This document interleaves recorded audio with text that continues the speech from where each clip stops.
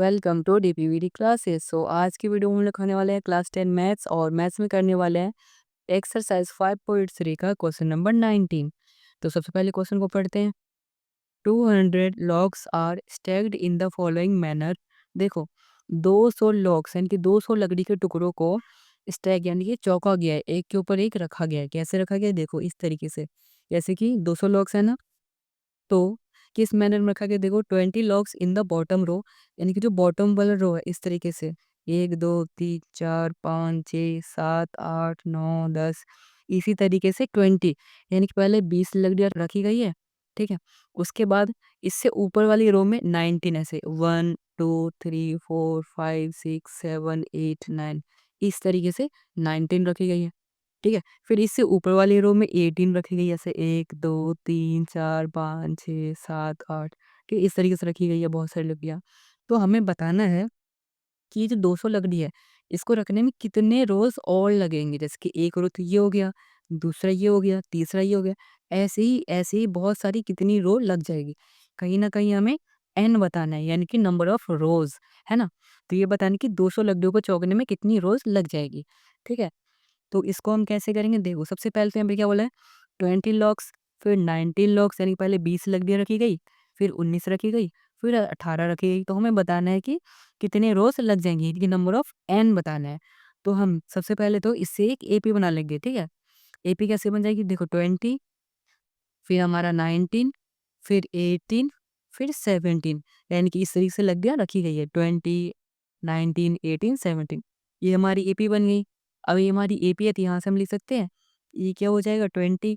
ठीक है, उसके बाद डी डी कैसे निकालेंगे? ए टू माइनस ए करके, तो 19 माइनस 20 करेंगे तो हमारा डी कितना आ जाएगा? -1 आ जाएगा। उसके बाद एस एन यानी कि सम ऑफ एन टर्म्स, वो कितने? 20 है। टोटल तो टोटल तो 200 ही है, तो हमने यहाँ पे क्या लिख लिया? 200। उसके बाद एस एन का फॉर्मूला क्या होता है हमारा? देखो एस एन का हमारा फॉर्मूला क्या होता है? एस एन का फॉर्मूला होता है n/2 इंटू में 2a plus n-1 into D. ये हमारा क्या होता है? एस एन का फॉर्मूला होता है एस एन इक्वल टू, और एस एन कितना गिवन है यहाँ पे? 200। तो 200 इक्वल टू n/2, एन के नंबर ऑफ टर्म्स से हमें फाइंड करना है, तो n/2 इंटू में 2 इंटू ए की वैल्यू क्या है यहाँ पर? 20, तो 2 इंटू 20 प्लस n-1, एन हमें फाइंड करना है, तो n-1 इंटू में डी क्या है यहाँ पे? -1, तो यहाँ पर कितना? -1 आ गया। तो यहाँ पर देखो 2 क्या है यहाँ पर? डिवाइड में, इस तरफ जाके मल्टीप्लाई में हो जाएगा, तो 2 इंटू 200 करेंगे तो कितना हो जाएगा? 400 equal to n into 2 to ज़ा 4, 2 टू ज़ा 4 और साथ में 0 यानी कि 20 आ गया। फिर प्लस ये माइनस माइनस क्या हो जाएगा? प्लस हो जाएगा 1, और माइनस प्लस माइनस n, यानी कि देखो जब ये -1 से मल्टीप्लाई हुआ तो +1 आ गया, और जब यही -1 प्लस n से मल्टीप्लाई हुआ तो यहाँ पर -n आ गया। ठीक है, अब देखो इसके बाद यहाँ पे 400 इक्वल टू n इंटू, देखो 40 प्लस 1 41 हो गया, 41 माइनस n ये आ चुका है। अब इस n को कर देंगे अंडर मल्टीप्लाई, तो 400 इक्वल टू n इंटू 41 क्या हो जाएगा? 41n। ठीक है, फिर माइनस n इंटू n क्या हो जाएगा? n square. अब ये n स्क्वायर आ चुका है। ठीक है बच्चों, अब हम इसको लिख लेते हैं। देखो ये एन स्क्वायर माइनस नहीं है, प्लस में होना चाहिए, तो हम इसको इस तरफ भेज देंगे और इसको भी इस तरफ भेज देंगे। तो हमारे यहाँ क्या आ जाएगा? इस तरफ जाते प्लस में एन स्क्वायर हो जाएगा, तो एन स्क्वायर प्लस का, फिर यहाँ पे क्या है? प्लस में 41 है, इस तरफ जाते क्या हो जाएगा? माइनस का 41, तो माइनस का 41 एन आ गया। ठीक है, उसके बाद ये यहाँ पे प्लस का है, तो ये प्लस का ही 400 रहेगा, इक्वल टू में 0। तो ये आ गई हमारी इक्वेशन। ठीक है बच्चों, अब इसके बाद बच्चों देखो हम क्या करते हैं। सबसे पहले तो यही करते हैं, चेक करते हैं कि इसका हम क्या स्प्लिट करें कि मल्टीप्लाई करने पे 400 आ जाए और प्लस माइनस करने पे 41 आ जाए। तो मेरे को एक पेयर मिला है, देखो N square -25n -16n plus में 400 इक्वल टू 0। अब ये कैसे पेयर काम कर रहा है? देखो अगर मैं 25 और 16 को ऐड करता तो हमारा 41 बन रहा है, और जब मैं 25 इंटू 16 करता तो वो 400 बन रहा है, यानी कि ये 25 और 16 हमारे पेयर तो बन गए, है ना? अब इन दोनों में से क्या कॉमन आ जाएगा? n कॉमन आ जाएगा, तो यहाँ पर क्या बच जाएगा? n माइनस 25, क्योंकि n तो बाहर आ चुका है, फिर यहाँ माइनस का साइन माइनस आ गया। अब इन दोनों में से हम क्या कॉमन ले सकते हैं? 16 को कॉमन ले लेंगे, तो 16 कॉमन आ जाएगा, तो यहाँ पर क्या बचेगा? माइनस माइनस प्लस n, फिर माइनस प्लस माइनस, 16 को 400 से कर देंगे डिवाइड, तो हमारा आ जाएगा 25, ठीक है, 25 इक्वल टू 0। ठीक है बच्चों, तो यहाँ पे हमारी क्या आ गई n-16, n-16 इक्वल टू 0 और एक n-25 इक्वल टू 0, ये दो चीज़ें आ गई है।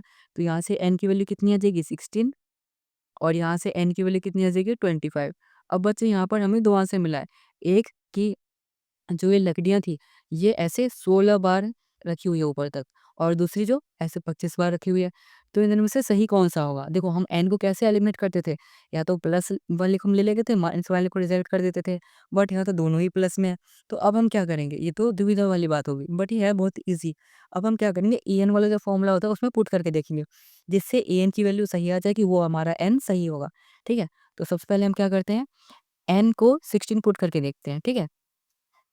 तो सबसे पहले n इक्वल टू 16 पुट करते हैं an वाले फॉर्मूले में, है ना? an equal to a plus n minus 1 into D, ये हमारा an का फॉर्मूला था।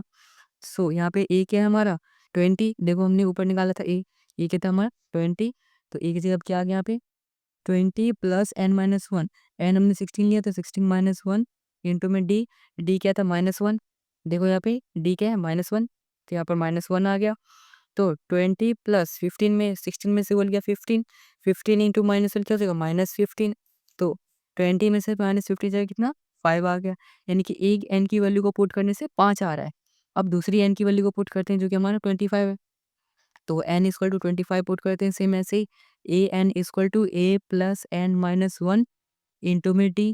ठीक है, तो यहाँ पे 20 प्लस, क्योंकि 20 तो a था, फिर प्लस n माइनस 1, n क्या है 25, तो 25 माइनस 1 इंटू में d क्या है -1, तो 20 प्लस 25 में से माइनस कर दे 1, 24 इंटू में -1 करेंगे तो कितना आ जाएगा -24। तो यहाँ पर 20 को माइनस कर देंगे -24 में, से हमारा आंसर कितना आ जाएगा -4। अब देखो बच्चों यहाँ पर ए एन की वैल्यू माइनस में आ गई है, ठीक है, जो कि नहीं हो सकती, तो इसीलिए हम इसको कर देंगे रिजेक्ट। तो इसीलिए हमारा n25 भी हो जाएगा रिजेक्ट और हमारा n16 जो था जिसकी वैल्यू +5 आई थी, वो हो जाएगी हमारी राइट आंसर।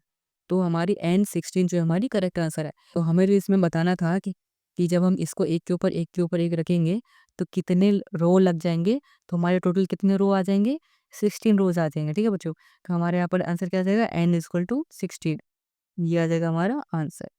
ठीक है बच्चों, तो इस तरीके से हमने क्वेश्चन नंबर 19 को कर लिया है कंप्लीट, जो कि 5.3 का था। आई होप आपको ये क्वेश्चन आया होगा अच्छे से समझ में आया है। तो इस वीडियो को लाइक कर देना, चैनल को सब्सक्राइब कर देना और इस वीडियो को अपने दोस्तों के साथ भी जरूर शेयर कर देना। And thanks for watching this video.